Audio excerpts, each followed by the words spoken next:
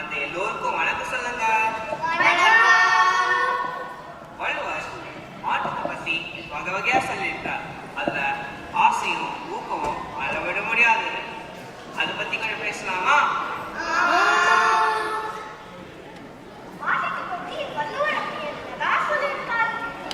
பத்தி வள்ளுவர் வகை வகையா சொல்லியிருக்கிறார்.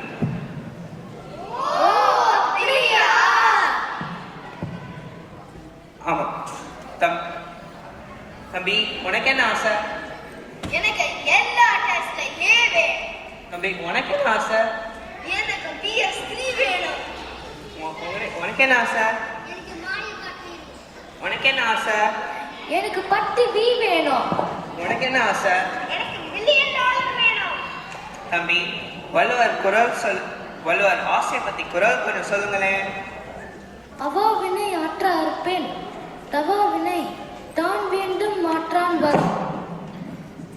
மாற்றம் வேணும், மாற்றம் வேணும் மனிதர்க்குள்ளே, மாற்றம் வேணும், மாற்றம் வேணும், மாற்றம் வேணும் மனிதர்க்குள்ளே, மாற்றம் வேணும். இப்ப மாற்றத்தை பத்தி சொல்லியாச்சு, ஊக்கத்தை பத்தி சொல்லலாமா? ஊக்கத்தை பத்தி வள்ளுவர் அப்படி என்னதான் சொல்லியிருக்காரு? கொஞ்சம் விளக்கமா தான் சொல்லுங்களேன். ஆசை மாதிரி ஊக்கமும் அளவிட முடியாதது. எல்லோருக்கும் ஊக்கம் வேணும். எனக்கு எதுக்கு ஊக்கம் வேணும்? நல்லதானே இருக்கேன். நான் டெய்லி பூஸ்ட் குடிக்கிறேனே. ஆமா, நான் ஹார்லிக்ஸ் அப்படியே சாப்பிடுறேன். தம்பிகளா, நம்ம வள்ளுவர் கூறிய மன ஊக்கத்தை பத்தி தான் சொல்ல வந்திருக்கிறோம், உடல் ஊக்கத்தை பத்தி இல்ல. தம்பி, ஊக்கத்தை பத்தி வள்ளுவர் கூறிய குரல் கொஞ்சம் சொல்லுங்களேன். வெள்ளத்தனைய மலர் நீட்டம் மாந்தர்தம் உள்ளத்தனையது உயர்வு. அப்படின்னா தாமரை தண்டின் உயர்வு அது நிற்க நீரின் அளவு. அதே போல நம் உயர்வு நம் ஊக்கத்தை பொறுத்துதான் இருக்கும். அப்படின்னா ஊக்கம் இருந்தா எதையும் சாதிக்கலாம்னு சொல்லுங்க. ஆமா, காந்தி கொடுத்த ஊக்கத்தினாலதான் நமக்கு சுதந்திரம் கிடைத்தது. அதே போல நல்ல பெரியவர்கள் கொடுத்த ஊக்கத்தினால்தான் நமக்கு சான்றோர்களும் விஞ்ஞானிகளும் கலைஞரும் கிடைத்தது.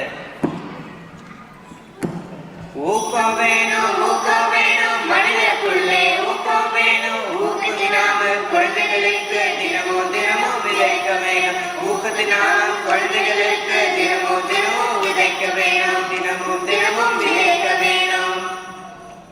ஆசையும் ஊக்கத்தையும் பத்தி நல்லதா சொல்லிட்டோம். 10 ஆண்டு தமிழ் பணி செய்த நம் தமிழ் பள்ளி பற்றி சொல்லிடலாமா? கண்டிப்பா சொல்வோம்.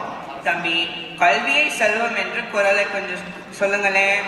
கேடில் விழுச்செல்வம் கல்வி ஒருவர்க்கு மானந்த மற்றையவை. அப்படின்னா கல்வியை ஒருவருக்கு அழியாத செல்வம், மற்ற செல்வம் எல்லாம் கல்வி போல் சிறந்த செல்வம் இல்லை. இதுதான் வள்ளுவர் கூறியிருக்கிறார்.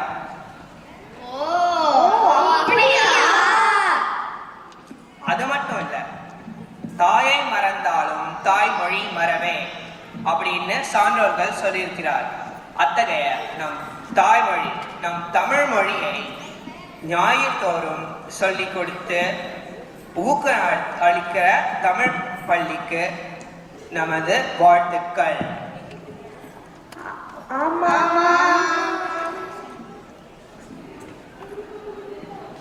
வள்ளுவர் வாக்கு பற்றி நல்லதா சொல்லிட்டோம். இப்ப வில்லுபாட்டுக்கு மங்களம் பாடிடலாமா? தம்பிகளா, தங்கைகளா, அதோ அங்க ஓடிட்டு இருக்க சிறுவர்களே சிறுவர்களே, உங்கள் எல்லோருக்கும் நம் தமிழ் பள்ளி வணக்கம். வணக்கம்.